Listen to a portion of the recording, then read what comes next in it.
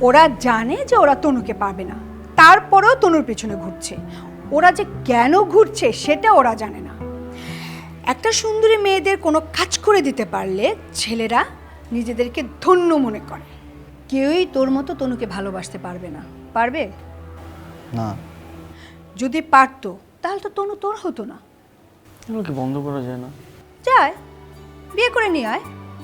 যেদিন বিয়ে করবি দেখবি সেদিন সব বন্ধ। কারণ শাহেদের বউয়ের দিকে কেউ চোখ তুলে তাকাবে না। কিন্তু মেয়েদের তো ছেলে বন্ধু থাকাটা দোষের কিছু না, তাই না? তো আমার প্রবলেম হচ্ছে ছেলেগুলো। আমি চাই না ওদেরকে অ্যালাউ করুক। আর ওদের কারণে আজকে ওর সাথে কত খারাপ ব্যবহার করে ফেলছি। আমার এটা উচিত হয়নি। ভয় পাস নে ভাই, তনুকে তুই হারাবি না।